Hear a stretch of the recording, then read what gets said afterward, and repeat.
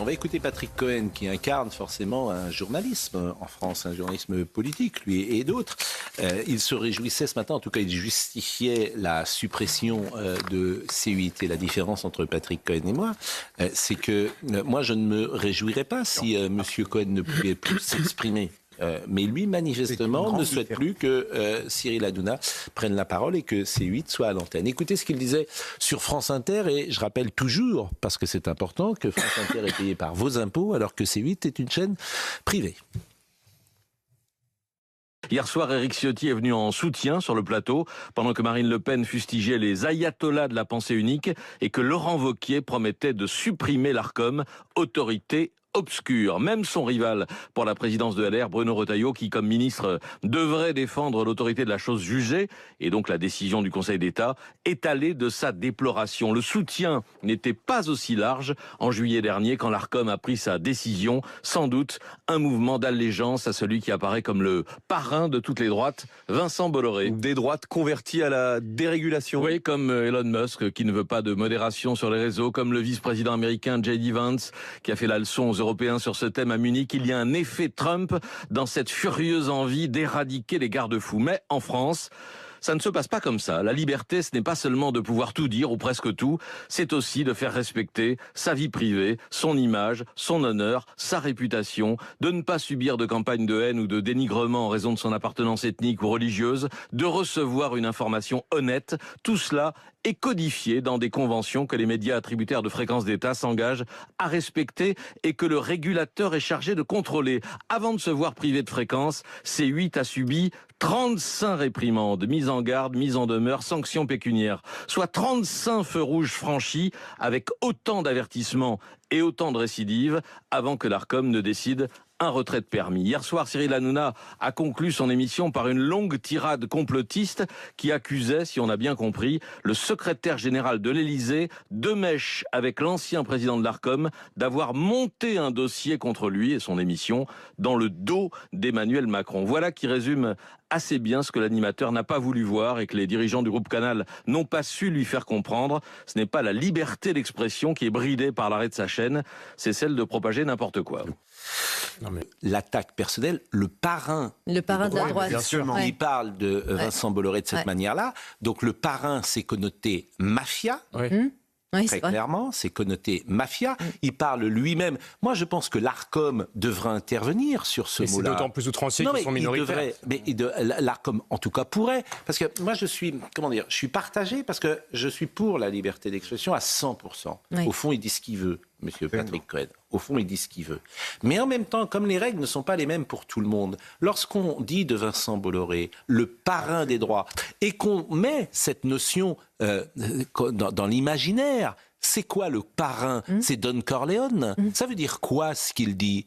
De parler comme cela d'un homme dont on connaît le parcours et la réussite dans plein de domaines. Donc c'est ça qui est intéressant. Et personne ne dit rien. Il a tous les droits. Il a tous les droits, monsieur Pascal, Cohen. Là où je veux rejoindre, le terme parrain est totalement insultant. Et par ailleurs, moi, je suis très heureux qu'il y ait un Vincent Bolloré qui ait le courage d'incarner la droite. Et heureusement qu'il est là. Deuxième élément... Oui, mais attendez, moi je suis très vigilant là-dessus aussi. Vincent Bolloré n'est pas le rédacteur en chef de mon émission. Mais bien sûr. Que les choses soient claires. Mais on a le droit de défendre En revanche, il protège. Absolument. Le journaliste que je suis, et il protège sa liberté. Et il lui permet effectivement de parler comme je parle. Ce qui est tout à fait différent. Et deuxième élément, moi, je ne déteste pas du tout Patrick Cohen en général, mais je suis frappé de voir à quel point l'idéologie altère les intelligences les plus évidentes. Lorsqu'il fait cette caricature de CNews, c'est aberrant. Comment ça peut surgir dans une thèse que c'est la haine. Vous ne comprenez pas. Vous ne voulez pas voir la dimension psychologique.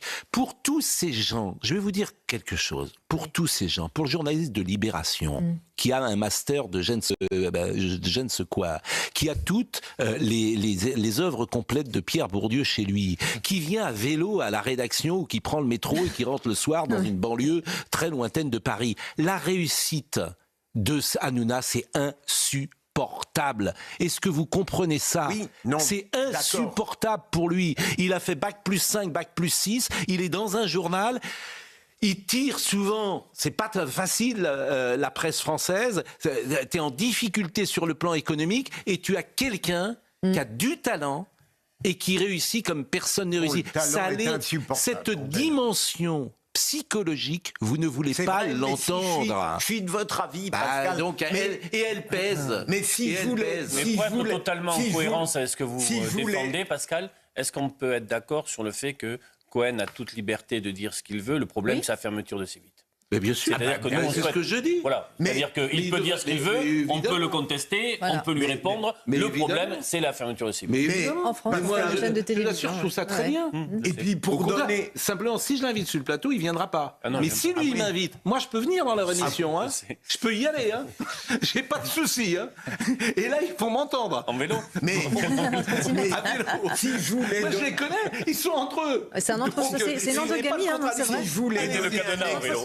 Le cadenas. Si je voulais donner un exemple très précis... L'élection de Trump a mis en danger M. Cohen et ses amis, qui ne supportent pas, je le répète, qui ne supportent pas la contradiction. Mais moi, je suis dans les rédactions depuis 40 ans, je sais comment ça se passe. Ils ne supportent pas ça. Non, mais donc ça les rend haineux, ça les rend agressifs. Ils parlent des 35 feux rouges, mais on sait comment ça se passe. Ce sont des hordes de gens qui font des signalements, et l'ARCOM a évidemment été influencé par cela. Je vous assure, si vous écoutez l'antenne de France Inter, il y aurait beaucoup à dire. Ce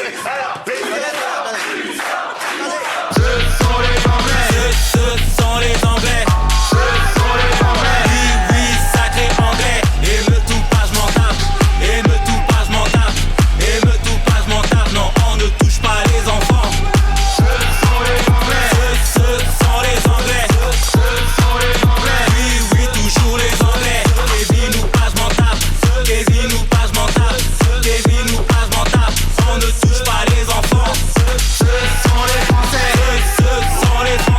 Ce sont les Anglais de Nicolas Malone, disponibles sur YouTube et Spotify, iTunes, Deezer, l'hymne de la France des émeutes. Oh ma jarretière. Ah, je perds ma jarretière. Ce sont les Anglais, ce sont les Anglais, ce sont les Anglais. Abonne-toi sur Nicolas Malone dans Spotify afin de voir les vidéos non censurées et découvrir l'univers musical politique engagé.